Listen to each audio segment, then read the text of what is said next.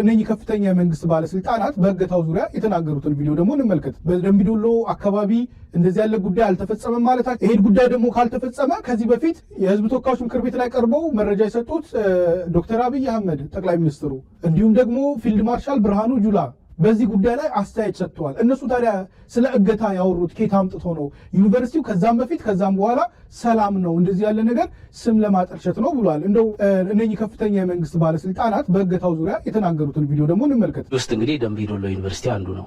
ከደምቢ ዶሎ ዩኒቨርሲቲ ተማሪዎች ግጭት በተከሰተበት ጊዜ በስጋት ከዩኒቨርሲቲ ወጥተው ጉዞ በጀመሩበት ወቅት በጫካ ውስጥ ታግተዋል።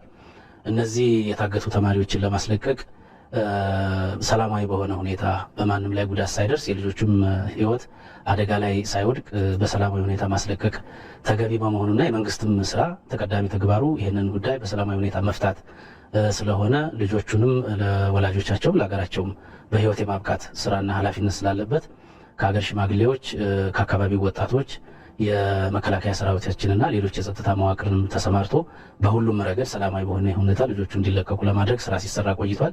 በምክትል ጠቅላይ ሚኒስትሩ፣ በሰላም ሚኒስትር፣ በከፍተኛ የስራ ኃላፊዎች ከሁሉም የጸጥታ ተቋማት ተውጣጦ ኮሚቴ ሰፊ ስራ ሲሰራ ነበር። መላ ፋይንዲንጋቸውን ውጤታቸውን በደረሱበት ጊዜ ለህዝብ እንደሚያሳውቁ ተስፋ አለኝ። ማረጋገጥ የሚያስፈልገው ግን እስከዚህ ደቂቃ ድረስ በእገታው ምክንያት የሞተ ሰው ለመኖሩ አንድም ማረጋገጫ ያላገኘን መሆኑን ሙሉ በሙሉ በሚባለው ልክ አለመሆኑን የምናውቅ ቢሆንም ሙሉ በሙሉ በእጃችንና በቁጥጥራችን ስር የዋለ ባለመሆኑ መከላከያም የራሱን ስራ እየሰራ የመረጃ ተቋማትም ስራቸውን እየሰሩ ኮሚቴው አስፈላጊ ሆኖ ሲገኝ የደረሰበትን በየጊዜው የሚያሳውቅ ይሆናል። 18ቱ ልጆች ያገተው ሰውዬ ጃልጫላ ይባላል። ጃልጫላ የትግል ስሙ ነው። ትክክለኛ ስሙ አሸናፊ ጎንደሬ ነው። ተረዳኛለህ? አሸናፊ ጎንደሬ ነው። አሸናፊ ጎንደሬ ደግሞ የአብን አባል ሸኔ ውስጥ የተመደበ ነው። ሸኔ ውስጥ የተመደበ ነው። እንደዚህ አይነት ሻጥሮች አሉ። ጎንደሬውን ሸኔ ቤቱ አባላት ነው የተቀበለው። ደምቢ ዶሎ ነው ተወልዶ ያደገው። ደምቢ ዶሎ ተወልዶ ያደገው ከሸኔዎቹ እኩል ቋንቋ ይናገራል። እንግዲህ በምስሉ ላይ እንደሰማችሁት ደምቢ ዶሎን እነኚህ 3 የመንግስት ባለስልጣናት ጠቅሰውታል። ስለዚህ ማህበራዊ ሚዲያ ላይ ደምቢ ዶሎ ዝም ብሎ የተነሳ አይደለም ማለት ምንድነው አውት ኦፍ ቲን ኤር ይባላል አይደለም ፋሲል፣ ዝም ብሎ ከሰማይ በሬ ወለደ አይነት ነገር ወሬ አይደለም የመጣው። አቶ ንጉሱ ጥላሁን ደምቢ ዶሎ ዩኒቨርሲቲ ተማሪ የነበሩ ተማሪዎች ስለመታገታቸው አነሱ። ጠቅላይ ሚኒስትሩ በምክር ቤት በነገራችን ላይ ለህዝብ ይፋ ይደረጋል ምክትል ጠቅላይ ሚኒስትሩ የተሳተፉበት ብለው ምክትል ጠቅላይ ሚኒስትሩ ስልጣን ለቀዋል። አሁን የሉም። ይህንን ነገር ግልጽ ሳያደርጉ ለህዝብ ማለት ነው። ይሄ ጉዳይ ከተነሳ አመታቶች ተቆጥረዋል። ኢትዮጵያ ውስጥ ዞሮ ዞሮ የሚጠይቅ የት ደረሰ የሚል የለም እንጂ አሁን ተመርምሮ ተጣርቶ እና የሚገርመኝ ነገር እንደው ፋሲል አሁን የደምቢ ዶሎ ዩኒቨርሲቲ ይሄ ነገር አጣርተን ሐሰት መሆኑን አረጋግጠናል ብሎ የፈጠነበት ሩጫ ጠቅላይ ሚኒስትሩ በህዝብ ተወካዮች ምክር ቤት ቀርበው አጣርተን ለህዝብ እናሳውቃለን ካሉ አመታት ተቆጥሮ እንኳን ማጣራት አልቻሉም። ግን ለዚህኛው ጊዜ ግን በሁለት ቀን ውስጥ አጣርተው በቪዲዮ ተቀናብረው መግለጫ አውጥተው አቀረቡ። ጠቅላይ ሚኒስትር የሀገሪቷ ምክትል ጠቅላይ ሚኒስትር የተሳተፈበት የምርመራ ውጤት ግን ለአመታት እስካሁን ድረስ ይፋ አልተደረገም። ውሸት ከሆነ ውሸት ነው፣ እውነት ከሆነ እውነት ነው። ኢቭን ሕክምና እየተደረገላቸው ወደ ቤተሰቦቻቸው በቅርቡ ይመለሳሉ ብለው ነበር አቶ ንጉሱ ጥላሁን የተናገሩት። በዚህ ደረጃ በመንግስት አይ አቶ ንጉሱ ዋሽተዋችኋል ብሎ እንኳን መንግስት አላስተባበለም። ጠቅላይ ሚኒስትሩ ምክትል ጠቅላይ ሚኒስትሩ አቶ ደመቀ መኮንን ይሄ ነው ፋይንዲንጋቸው ብሎ አልተናገረም። ይሄ አንድ ጉዳይ ነው። ሌላኛው እንደው መንግስት እሺ ዋሸን አንዱ ማስረጃ ለማቅረብ የፈለኩት ምንድነው ከደምቢ ዶሎ ዩኒቨርሲቲ ጋር ተማሪዎቹ አሶሺየት የተደረገበት ምክንያት አውት ኦፍ ቲን ኤር ሳይሆን በዚህ ደረጃ የተረጋገጠ መረጃ ስለነበረ ነው። ሌላኛው ግን ምንም ነገር አልነበረም ብለውናል አቶ ገመቹ ብርሃኑ የፌዴራል ፖሊሱ ማለት ነው። ህዳር 29 2015 ዓመተ ምህረት የታገተች ተማሪና 9 ተማሪዎች አካባቢ በአጠቃላይ ቤዛ ተሾመ እኔ በተደጋጋሚ ስለዚህ ልጅ ተናግሬያለሁ።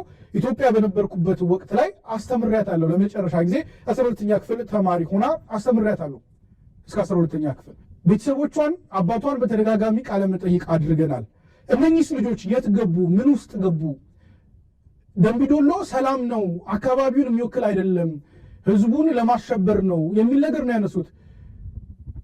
አሁን የቤዛ ተሾመንም ጉዳይ የደምቢዶሎ ዩኒቨርሲቲ ተማሪ አይደለችም እንዳይሉን ነገር ይሄ ፎቶ የሚታይበት ወይም ሰውነት ሙሉ ሊያሳየው ይችላል። 4ኛ ዓመት ጨርሳ 5ኛ ዓመት ወደ ዩኒቨርሲቲ ስትመለስ ነው የታገተችው። 4ኛ ዓመት ያው በየዓመቱ ስትወጡ ከዶርም ስትወጡ ክሊራንስ ይዛችሁ ትወጣላችሁ። የክሊራንስ ደብዳቤው አለ። ዲፓርትመንት አፓረንትሺፕ ስትመደብ ኢንተርንሺፕ የተጻፈላት ደብዳቤ አለ። የሌሎች ተማሪዎች ስም ዝርዝር ስላለበት ማውጣት ተገቢ። ይሄ ለክሊራንስ ያስመጣችው ማህተም ስሙ ያለበት የዩኒቨርሲቲው የተለያዩ ኃላፊዎች የትምህርት ክፍል ኃላፊዎች ስታምፓቸውና ፊርማቸው የሚገኝበት ነው። ከላይ የዩኒቨርሲቲው ማህተም አለ። ከዚህ በተጨማሪ የግሬድ ሪፖርቷንም ማቅረብ ይችላለሁ። ግን በግሬድ ሪፖርቱ ላይ የቤዛ ብቻ ሳይሆን ሌሎች ተማሪዎች አብረው ግሬድ ሪፖርታቸው ስላለ ይሄ ደግሞ ያለነሱ ፈቃድ የተማሪዎቹን የትምህርት ውጤት በሚዲያ ላይ ማውጣት ተገቢ ስላልሆነ እንጂ አስፈላጊ ከሆነ የእነሱንም ማቅረብ የግሬድ ሪፖርት ማቅረብ ይቻላል። የዩኒቨርሲቲ ደብዳቤዎች ማቅረብ ይቻላል። ክሊራንስ ማቅረብ ይቻላል። የወጪ መጋራት ፎቶ ያለበት የወጪ መጋራት ደብዳቤ ነው። ይህንን ማቅረብ ይቻላል። ይሄ ሁሉ ማስረጃ እያለ እነኚህንስ ልጆች የሉም ሊሉን ነው። እንግዲህ እኔ በቅርብ ላገኝ የቻልኩትን መረጃ አቅርቤያለሁ። ሌሎቹ ወላጆች ፈልገው አልቅሰው ጠያቂ ጠፍቶ ተበትነው ቀርተዋል። ፋሲል 5ኛ ዓመት ተማሪ የሆነች ከፍተኛ ውጤት ተመራቂ የሆነች ቅድም እንዳልኩት ነው ውጤት ሪዛልቶቿን ማሳየት ይቻላል፣ ማቅረብ ይቻላል። በእንደዚህ ደረጃ ታፍነው ታግተው የቀሩ 2 ዓመት ከ4 ወር ሆኗታል። አሁን ከእሷ ጋር 9 ተማሪዎች ናቸው አብረው የታገቱት 2 ዓመት ከ4 ወር ህዳር 29 2015 ዓመተ ምህረት እንግዲህ ፌዴራል ፖሊሱና የደምቢዶሎ ምላሽ ምን ሊሆን ነው? ምናልባት የብርቱካንን ጉዳይ ያው ያቀረባት ኢቢኤስ ነው። ኢቢኤስ የየት ዩኒቨርሲቲ ተማሪ እንደሆነች ምን አይነት ሁኔታ እንደነበረ እነሱ ይህንን መረጃ ማቅረብ ወይም ደግሞ ልጅቷ በገለልተኝነት እንደው ካላስካዷት፣ ካላስጨንቋት፣ ካላስፈራሯት በነፃነት በድጋሚ ልታብራራ የምትችልበት ሁኔታ ካለ ልትጠየቅ ትችላለች። ነገር ግን የውሃ ሽታ ሆነው የቀሩትንስ የደምቢዶሎ ዩኒቨርሲቲ ተማሪዎች ምንድን ነው የሚሰጡት ማስተባበያ? የለም አልነበረም። ብርቱካን ቅድም ብያለሁ አንድ ማሳያ እንጂ ብቸኛ አይደለችም። ከሷ ውጪ በርካታ አሁንም እነ ቤዛ ሌሎች ማሳያ ናቸው እንጂ ከነሱ ውጪ ሌሎች በርካታ ተማሪዎች ሂሬን ዘይን ብዙ ጊዜ እገታ ተፈጽሞባቸዋል።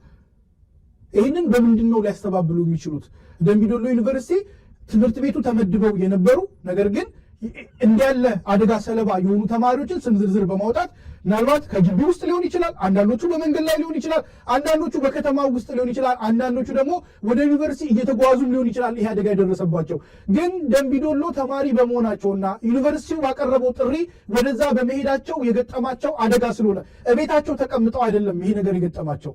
በዩኒቨርሲቲው በቀረበላቸው ጥሪ ወይ ወደ ትምህርት እየተጓዙ ወይ ደግሞ ሲመለሱ የገጠማቸው አደጋ ነው። ስለዚህ ዩኒቨርሲቲው እኔ የለውበትም ስሜን ለማጠልሸት ነው ከማለት ይልቅ ወደ ዩኒቨርሲቲው መጓጓዝ አደገኛ ስለሆነ ይሄ አደጋ ተከስቷል የሚለውን ነገር ማመንና ይህንን ነገር ደግሞ አብሮ ማፈላለግ ተገቢ ነው ብዬ አስባለሁ።